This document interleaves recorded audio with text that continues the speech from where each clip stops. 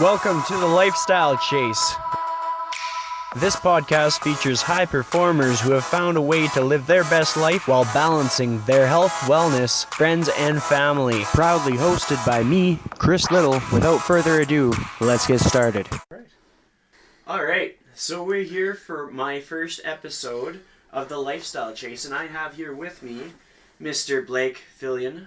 Hi, Chris. It's great to be a guest on your show.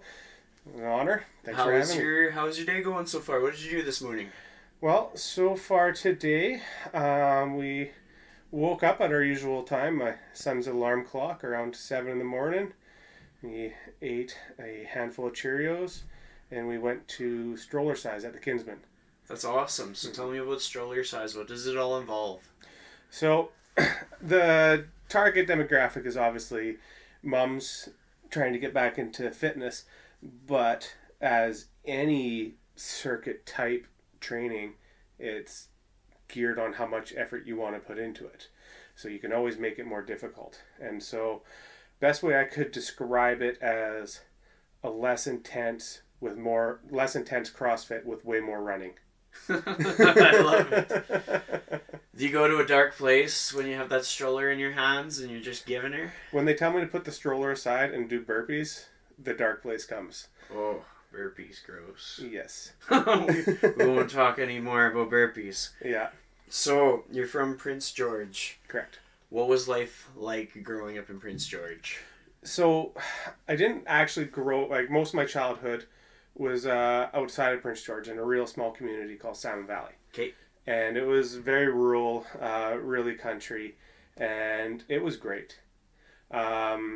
I've considered myself fortunate for growing up before internet and where social media was outside playing with your friends. So we were on bikes every day until the snow flew, and then it was GTing and snow forts, and I was fortunate enough to also have dirt bikes and snowmobiles when I was growing up. So that really expanded the areas that me and some of my friends could go. So a lot of people that I look up to are really campaigning for a break from social media, especially like when people have children. Mm-hmm. How do you see yourself raising young Jake with taking a break from social media as he gets into that? It's difficult because I would love to be able to take a break, but in the same sense, that's how so many family members are able to see the growth and progression of my child, because we do live out of town. Totally. So with my parents and sister and all my family being in Prince George, and them having their own busy lives, we don't get to talk on the phone as much as we'd like. We don't get to FaceTime as much as we'd like. So Facebook posts and Instagram updates are a way of communicating with them, and so they can stay current. In the same sense, everything else that comes with Facebook, I would love to leave behind. What about child's social development? Like as you get into like the school years and stuff, what's your take on that?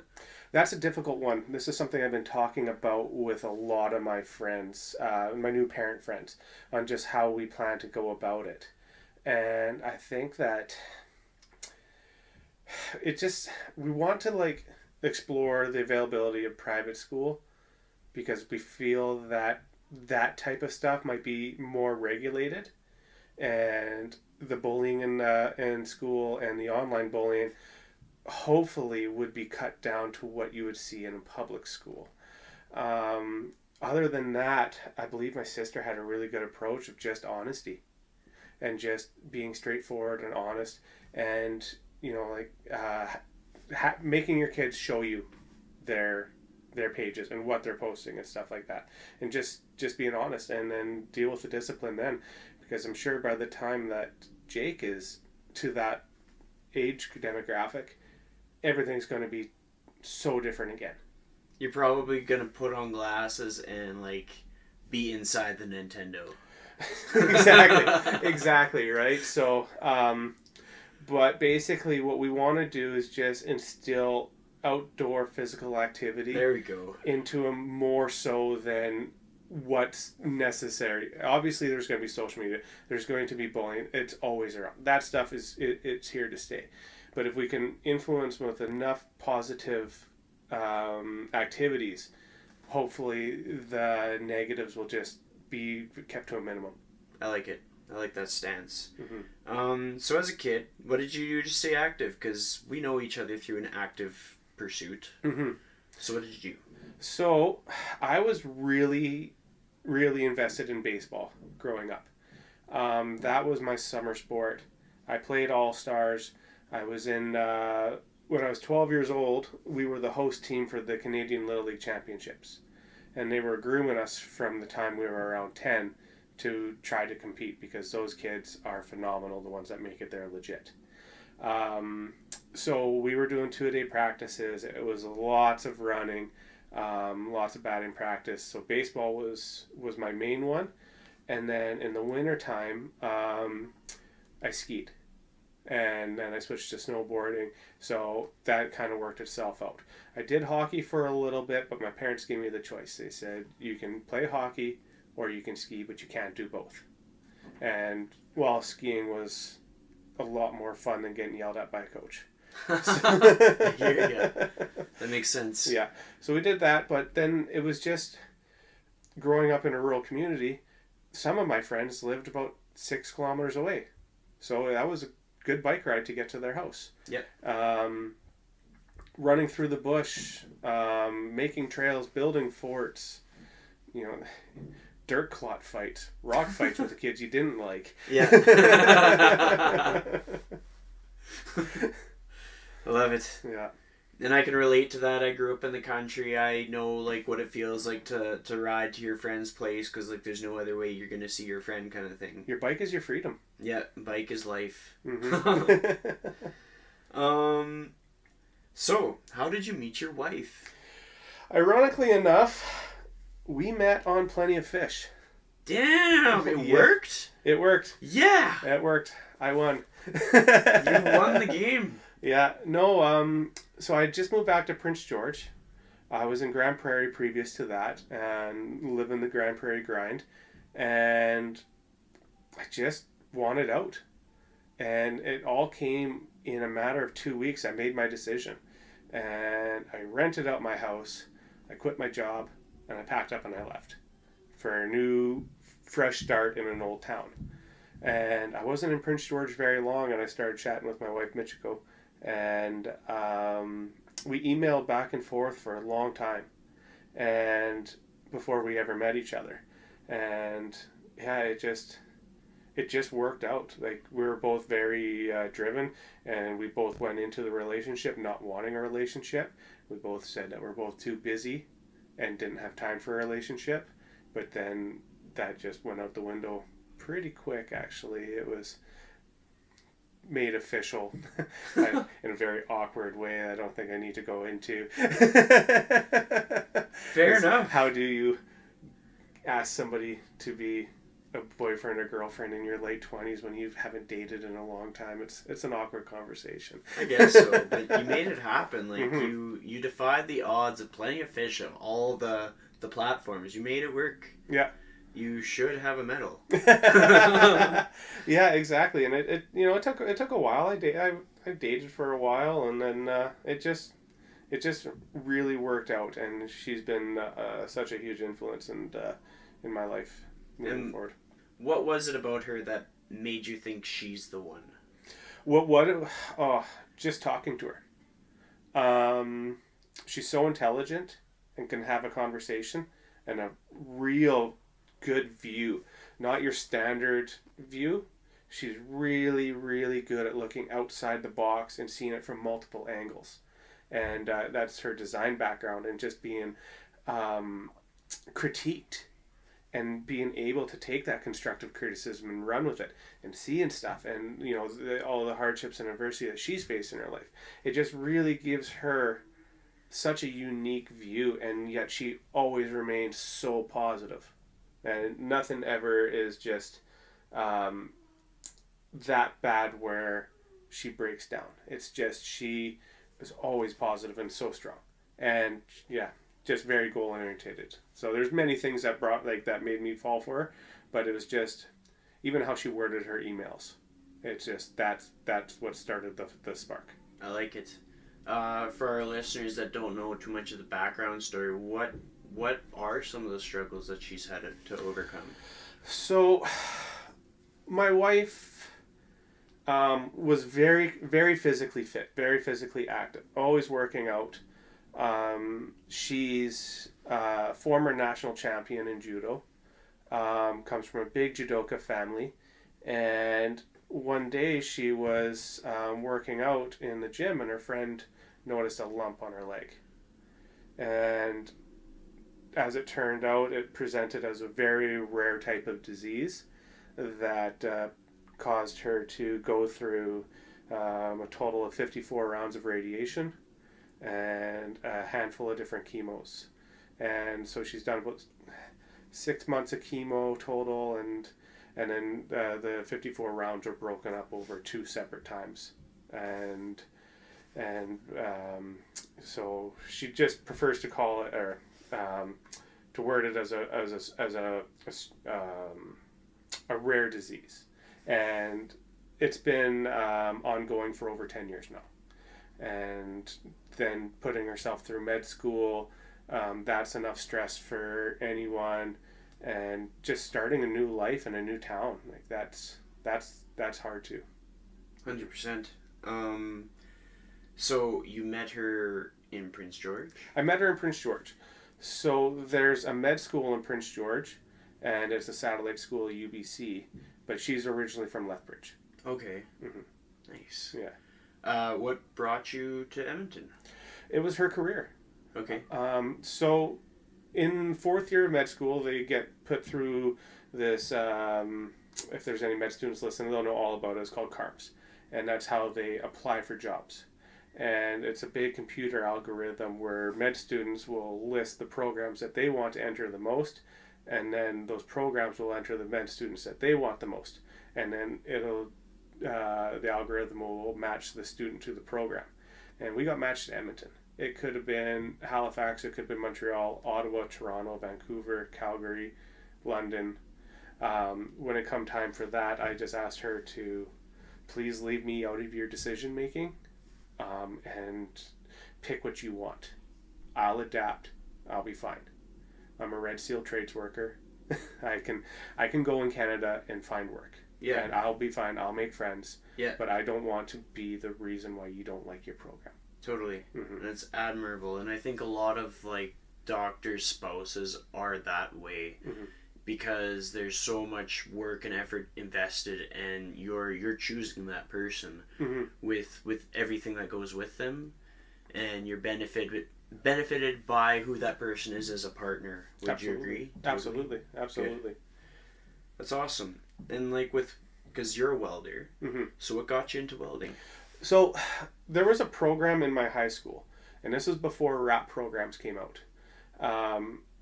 It was a pilot program when I was in school. So it was called the CTC program, Career Technical Center, and it allowed students to go to the local college in Prince George and start a trade. So they had 4 offered. There's machining, millwrighting, foods and hospitality, culinary arts, and welding. And I chose welding, and so it enabled me to graduate from high school with my BC C-level welding ticket. From there, my friend had a job at a local sheet metal shop, and they do a lot of welding and fabricating there. And then he got me on full time, and then I started my apprenticeship as a sheet metal worker. So that's my Red Seal ticket, as a sheet metal worker. And then I also have my BCC level, which I can upgrade if I choose. Nice. But the type of work I do, a lot of it doesn't actually call to be a journeyman welder. It's decorative welding. Yeah. Mm-hmm. And what got you into the decorative welding? What sparked that passion? Some people have told me, this is just from past compliments and stuff. So I've been able to see from 2D to 3D really well. So see a 2D print or pieces of metal that are laid out in 2D and just know how I'm going to have to fold it and bend it and cut it and form it in different ways to get the object that I want. That all came really natural. And then it's just always challenging myself is what led me more to the decorative side. Always wanting to be better than the person who's better than me, and not giving up on that. And there's so many people that I hold in high regard that are better than me, but it always challenges myself to put out a better product. I'll notice every flaw in everything that I ever do, but most people won't. Mm-hmm. Totally. Mm-hmm. To give a better idea to our listeners of what you've made in the past, what are the things that you've created that you're the most proud of? Okay. When I was in Prince George, I was building jet boats for a while, and jet river boat is, most people know what it is, depending on what circle you're in. Anyways, they're a real high-end aluminum boat that are made to go in shallow water and carry heavy loads in shallow water. So one of the ones that I was really proud of was we built this boat from scratch. It was a one-off custom polished aluminum boat with a custom interior, wakeboard tower, a big supercharged motor in it, and like just the fit and finish on it, and everything was perfect, and the customer was gleaming with pride. There's been a lot of projects that kind of get lost in the woodworks. Another one that I still refer to is the stainless steel that me and a co-worker did in an operating room in Grand Prairie. So that was very precise work. That took a long time. Other than that, it's just the stuff I build in my garage is what I have to be most proud of. Whether like the one end table I built to sell, that my wife liked so much that I wasn't allowed to sell it. I just finished another table for a client with marble top and stainless steel legs.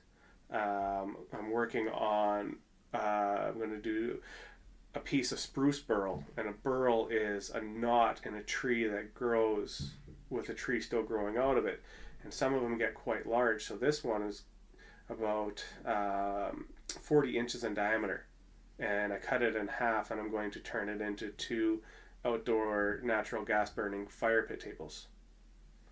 So stuff like that I'm really proud of, but unfortunately it's just like a lot of this stuff is just pretty repetitive and just stainless steel countertops, sinks.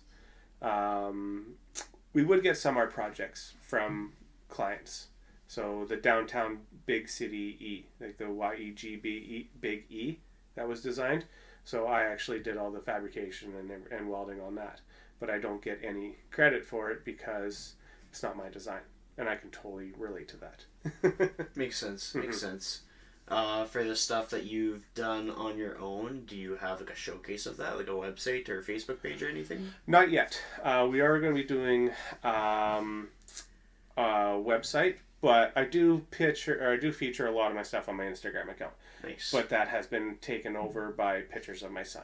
That's fair. So if you don't want to see many baby updates, then that's all right. But there's some work projects do come out on there too. Actually, there is something that came up that I'm pretty excited about. One of my designs for a sculpture got accepted to a 3D art exhibit through the Alberta, it's called the ASA, Alberta Sculptures Association, I believe. And it'll be featured in Drumheller throughout October. There we go. Yeah.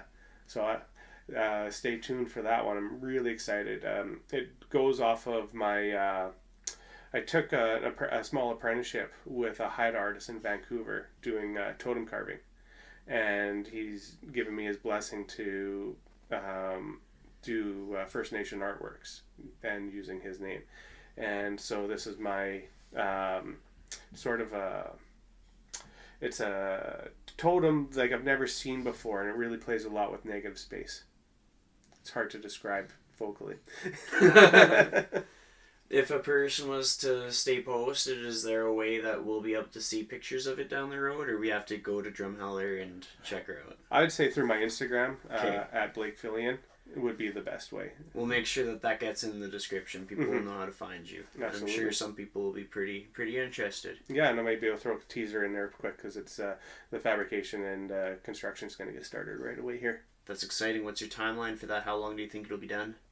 Has to be done by the end of September. Damn. So you're just going to start hustling? Yeah. Sweet. Yeah, so I usually go out after I get my son to bed. I go out and work in my garage till about 1 a.m. Oh, man. Yeah. You get enough sleep? I do all right off a little amount of sleep, but not as good as my wife. We usually only sleep about 5-6 hours a night. Man, 6 hours is not enough. Like, do you find yourself banking sleep deprivation, like needing to actually sit down and nap at some point? Sometimes, if I do sit down, I tend to like to keep moving. If I'm moving, then I'm not tired. And then I usually sleep pretty well for those 6 hours, and then just get up and live by my son's schedule. So when he goes down for a nap, then I usually catch up on household chores and work around the house. And if I can sit down and have a little nap, which isn't very often, then I will take it. Makes sense. Mm-hmm. I'd have to say, like, it's when people are like, oh man, I just sat down and fell asleep right away. Like, that's when you know how sleep deprived you are. But me living the bachelor life, having those freedoms to do things that are in the best interest of myself, like, I can't obviously relate, but I look forward to the day when you're able to get all the sleep that you need. That's a great day when that happens. Yeah. If nothing else, just make sure you're drinking your water. Mm-hmm. Water is a game changer. Yeah. So, with your experience of becoming a dad, like, what were your expectations going into it? And how were your expectations altered, like, after you actually experienced it? So my expectations going into it, it was hard to know what to expect. So I was just trying to keep it sort of open. It's just I knew life was going to change, and everything was going to be different. Nothing was going to be the same again, and I was right about that. And how are my expectations now? I think we're doing good. Jake's happy and healthy. He's meeting his goals, even though he was born a month early. He's right on track. He eats so well. He sleeps very well. He sleeps well. I don't. Yeah. At least he sleeps well. Like you were saying, like a 7 a.m. wake up call. Like yeah. So he's sleeping till 7 a.m. Last night I put him down at 8 p.m. and he slept straight till 7. That's incredible. I know. I don't know if I should say that out loud. Some people might hate me. They're going to ask for your secret. You better have your book starting to be written. Sleep training. There's many programs out there. Me and my wife agreed upon one and we stuck to it. When I was weak, she was strong. And I would say when she was weak, I was strong, but she's definitely the stronger one. Is it that strategy where, like, the baby needs your attention, is asking for something, and then you just ignore it? They're crying. They're crying. Yeah. They're crying for a bottle. They're crying to get picked up. And the program we chose is you go in and you console them, but you don't actually pick them up or cuddle them, and you don't feed them, because Jake would eat throughout the night, and then he wouldn't eat until noon. Okay.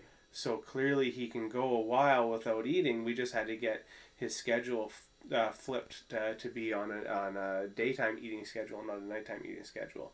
And then so we got it flipped in a couple days, and our lives have just drastically improved. Mm-hmm.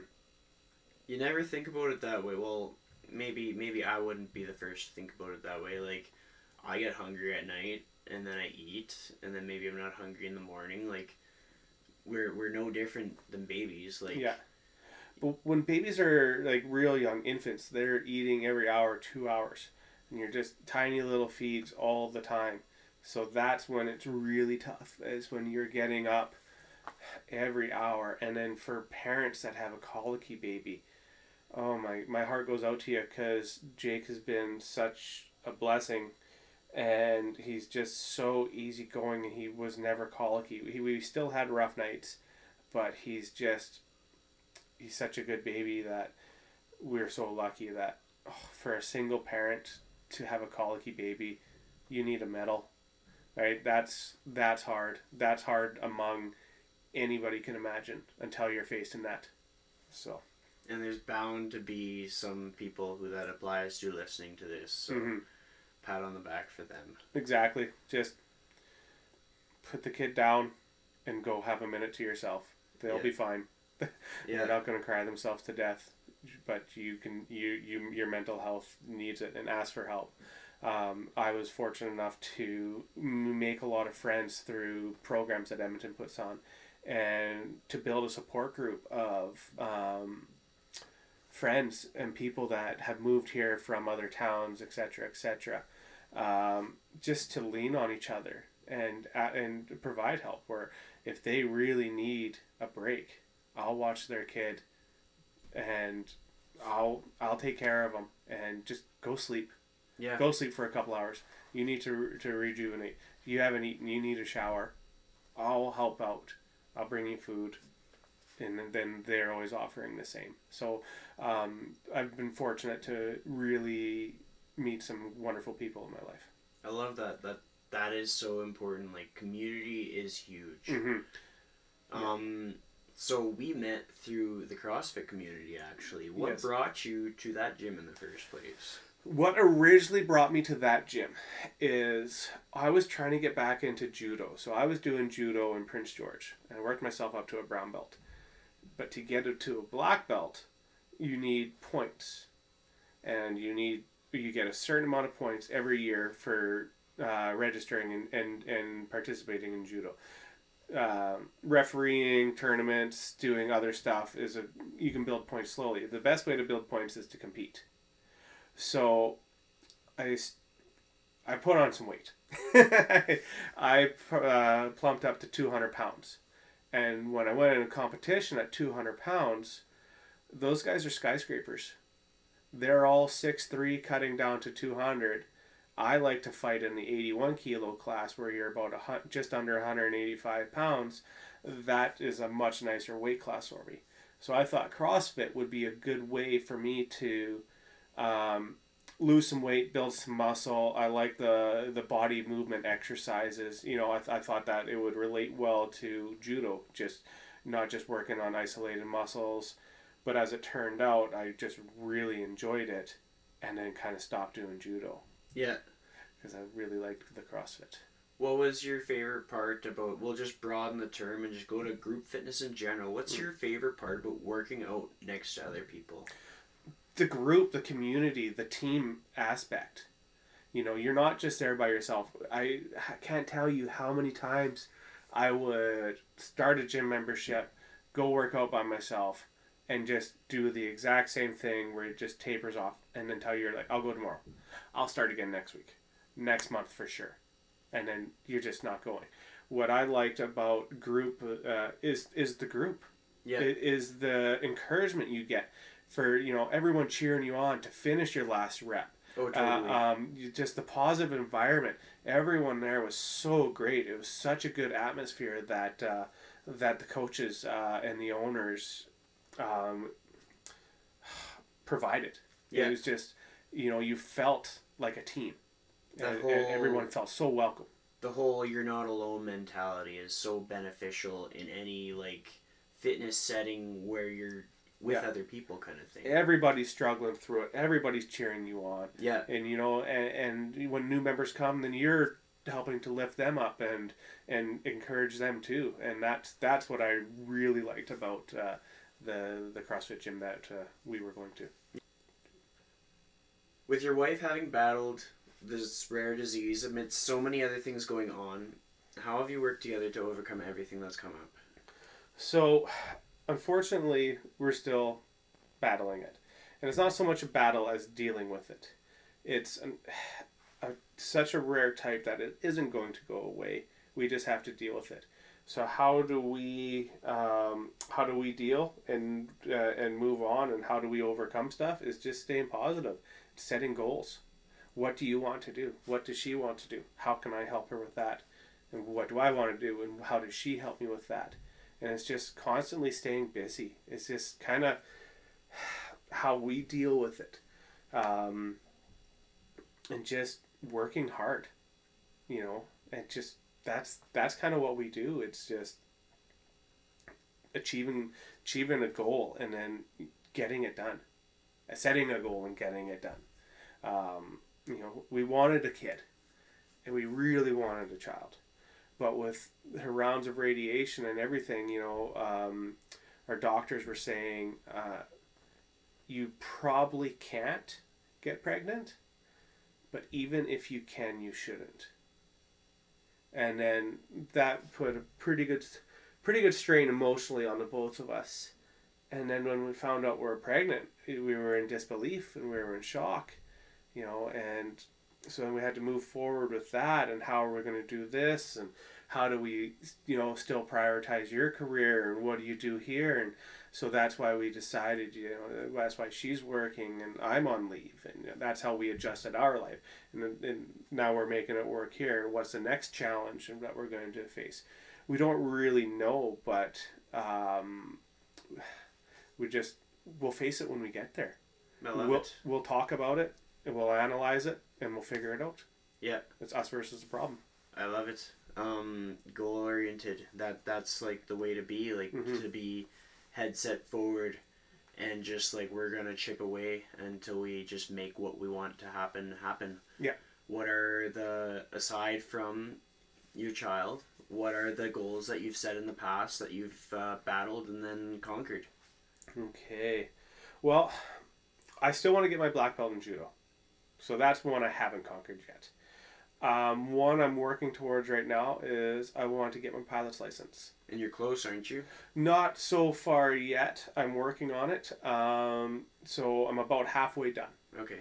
So now I have to start building solo hours. So I will get examined by the licensed examiner, and if he says thumbs up or thumbs down, then I'll start building my solo hours, and then timing will get a lot faster.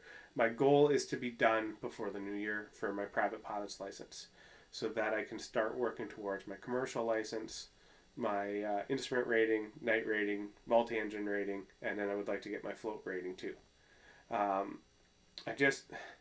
The more I learn about a topic, the less I realize I know, and the more I want to know.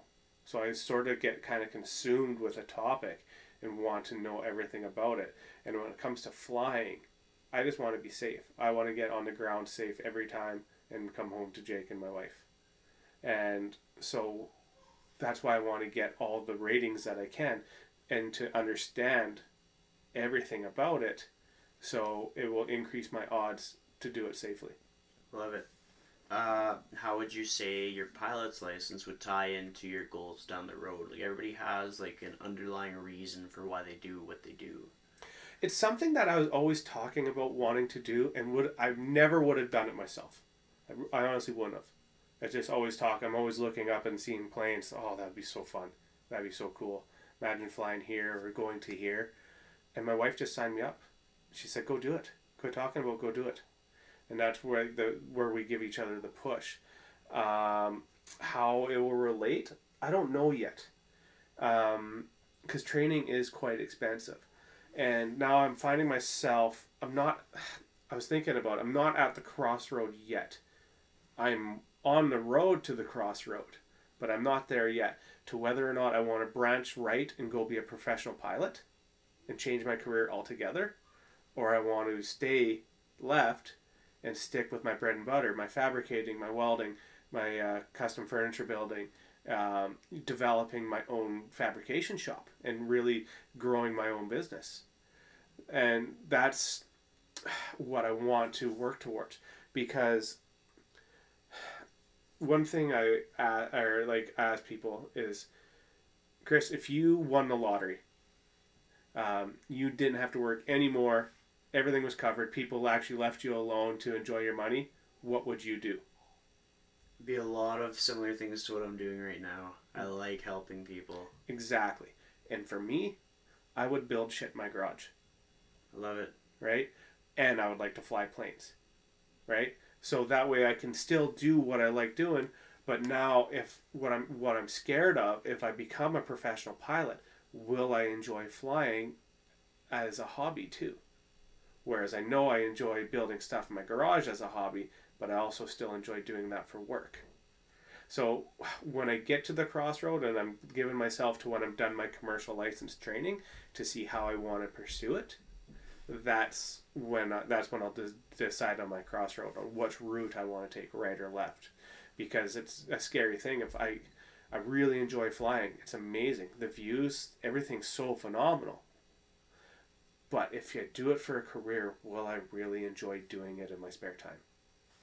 But if I could pick an end goal of what I want to do to be a professional pilot, the direction I would want to go is pursue water bombing and fight forest fires. I love it. Yeah. Admirable. Do something to help, and I kind of like doing crazy stuff. Yeah, no, that makes sense.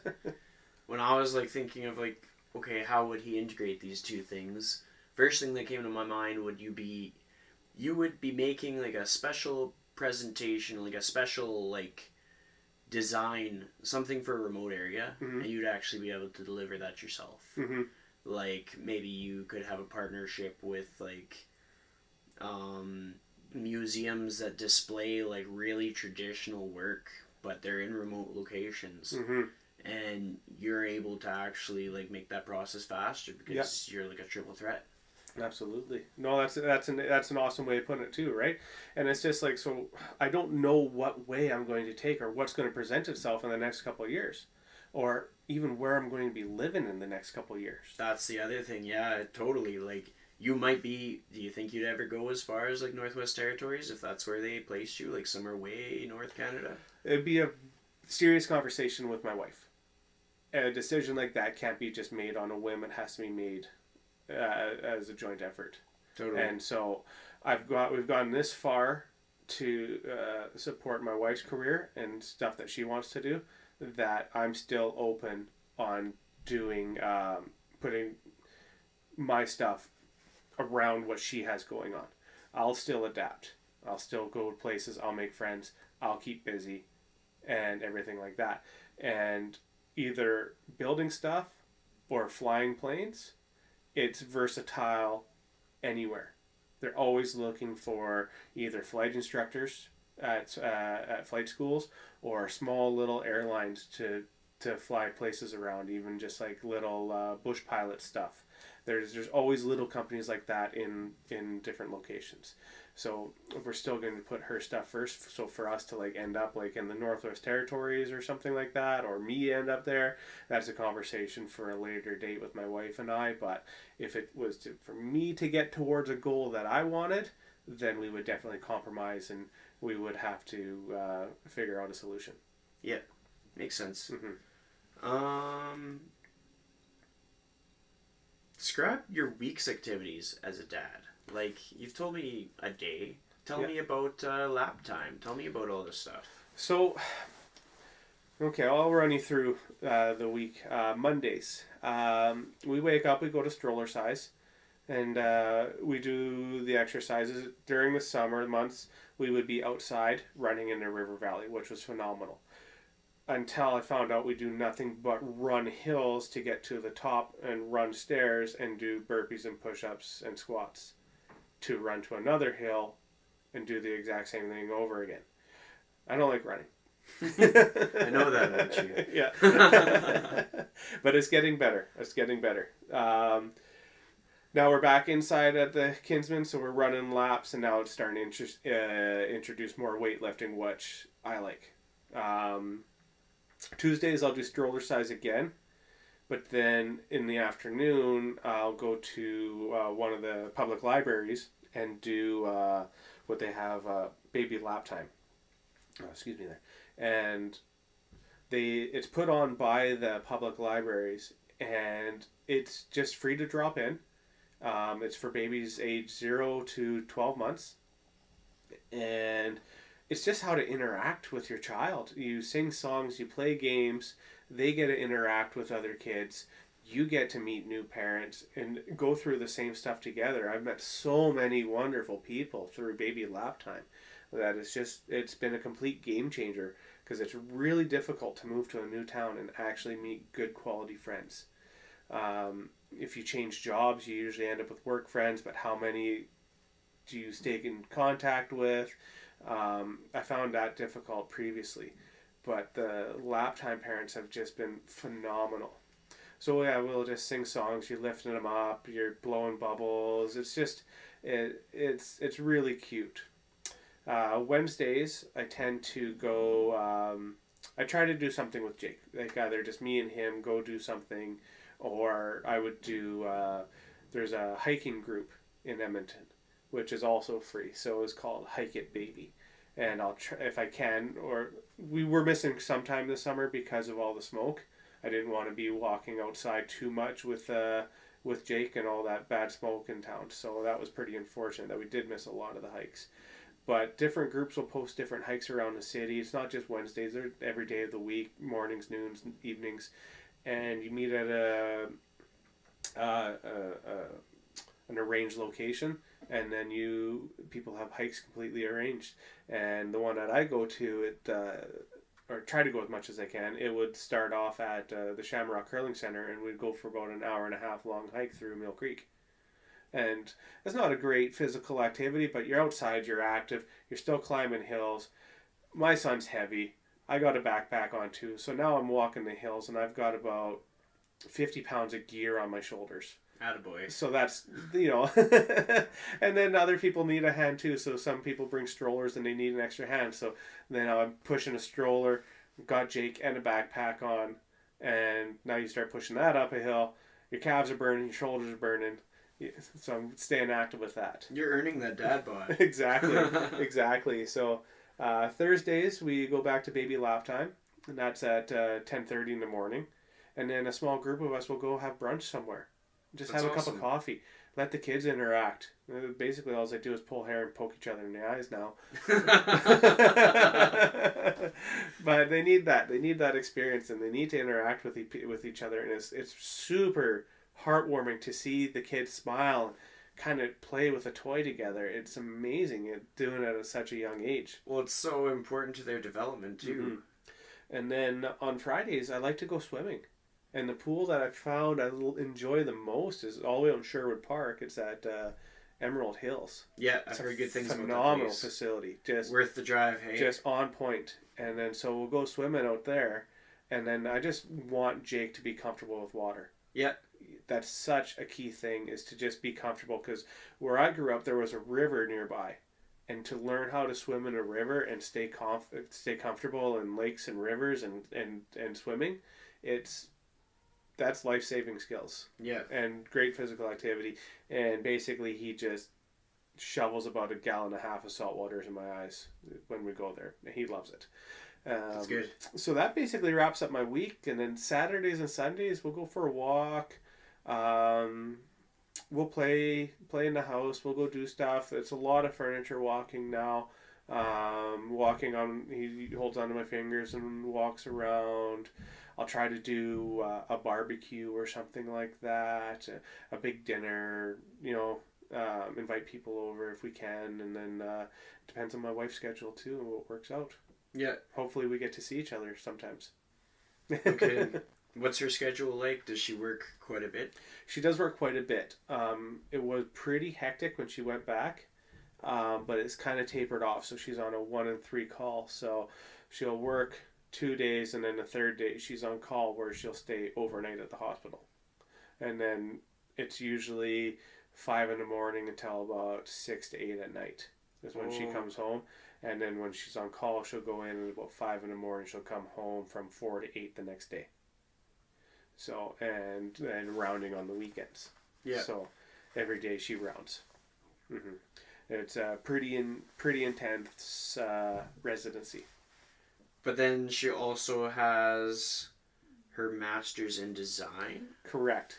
So her program, they require every resident to finish their training with either a master's or a PhD. And most of them do sort of a science background. Well, my wife came into medicine from a design background. And so she was able to do her master's in industrial design. And they provide a one year leave funded by the residency to work on either their master's or their PhD. And then they'll have to either collect funding for the other year or 2 years.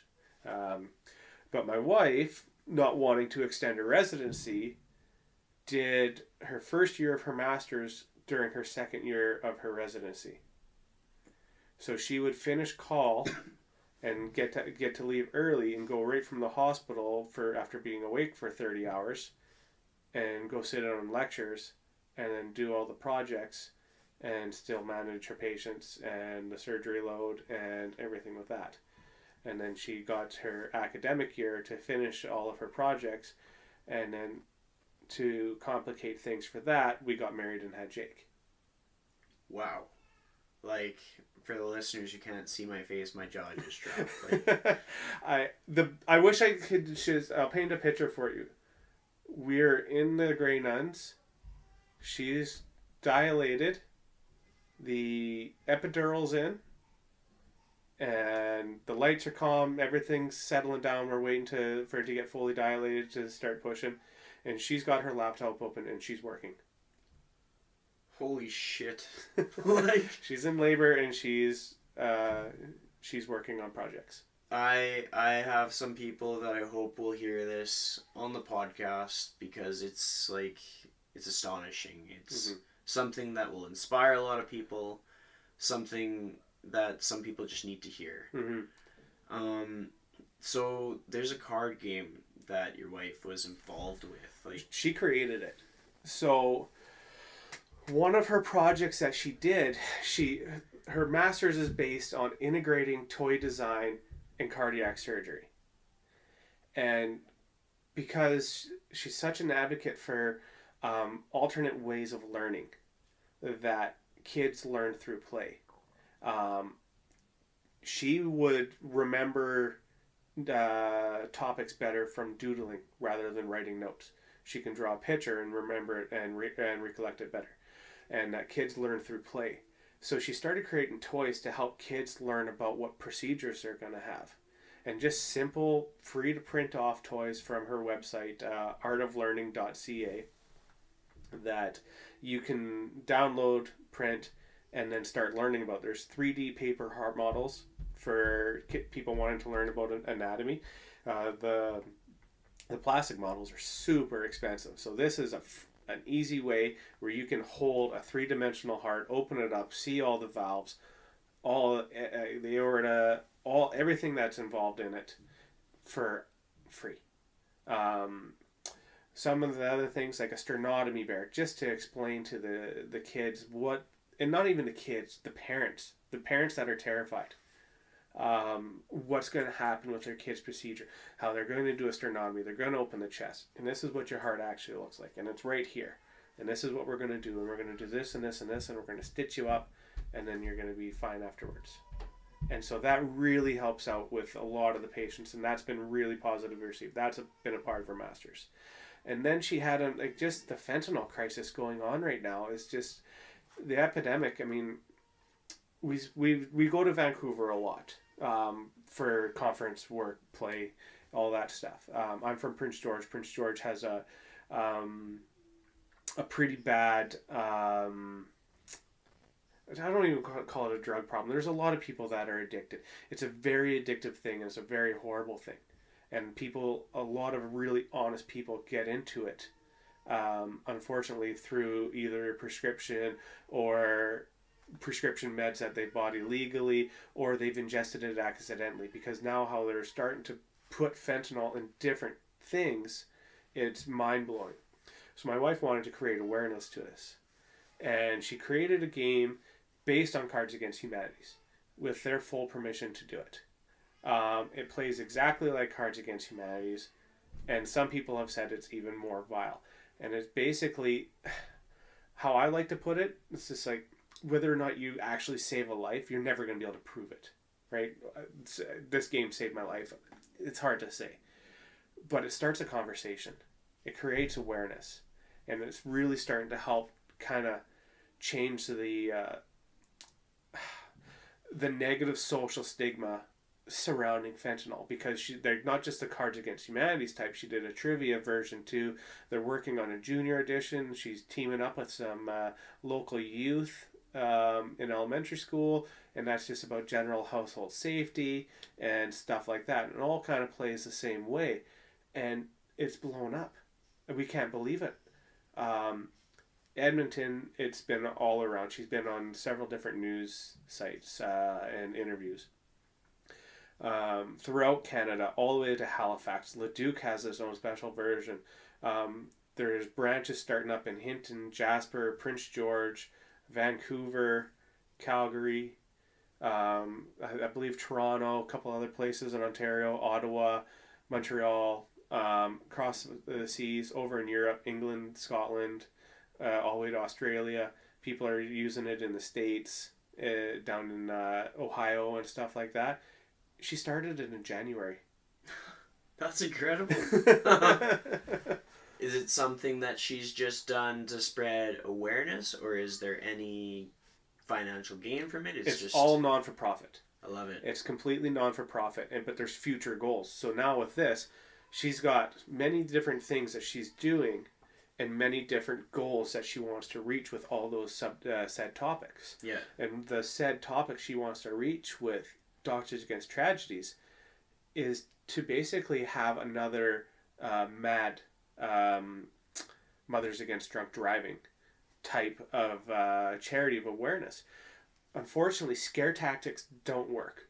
And so many people try to rely on scare tactics for awareness and trying to scare people. It doesn't work.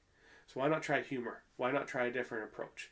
Right? I mean, like, look at how many people are still smoking even though they have all those vile pictures on the cigarette boxes. Yeah. Right? And so if somebody, when you were growing up and your mom and dad said, don't do this, where were you going? Probably to do the thing. Exactly. Don't do this. Yeah. And so just the more we're learning about different social situations and how to deal with it, humor is a great way to really bridge the gap and start a conversation and stick in somebody's head. I can't remember anything my teachers told me in high school, but I can remember every single dirty joke that has ever been said to me. Poop. Yeah. That's awesome. Mm-hmm. So does she have any goals that you could list, like, coming up, or it's just all this broad picture and it's Broad picture. Broad picture. Nothing super hardline. So right now they're working on all of the legalities. It's not just her. It's a team of people that have like really helped and branched out. It was her design that started it. It started as a project for her master's. But there's been so many other people to help and just contribute and really run with the project, because she's so busy with her surgery that she can't do everything at once. There's only so many hours in the day. And even if we only sleep 1 hour, we're still falling behind. So these other people are just like really running with it to get it listed as an actual non-for-profit charity. Even though like all the money that they've gotten through grants and stuff has been spent on the decks and everything to go with it. They want to really make it a legit charity. So they're talking with lawyers and trying to get that set up so they can really start running with it. She started another one. They're going to be doing a sexual health deck. And I will help write some of the cards. I remember every dirty joke that everyone said to me. So that deck really wrote itself. Yeah. There's no trouble writing that deck. It's good. It just spilled on the page. That's awesome. But then like a lot of people really they volunteer a lot of time to all everything that is Doctors Against Tragedies, and we're so grateful for everything that they're helping with, and they're just completely blown away with the response that it's gotten. Teamwork makes the dream work. Exactly. Well, I have to say, we've wrapped up quite a bit of topics here, but I have one more thing to ask.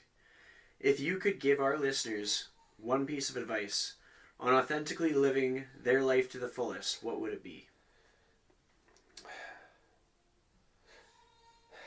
It's hard. It's like never settle for enough, but what is enough? Right? Never, always set a goal. Yeah. Be busy doing something. It doesn't matter what it is. If it makes you happy, do it. That's what I like. Communicate with the people that you love. Work with them on issues and problems. Enjoy moments that you can. Try to put the cell phones down and actually enjoy it. I've faced the same difficulty as everyone. It's really hard these days to separate yourself from technology, but I'll leave it in a different room, and just enjoy my son's time.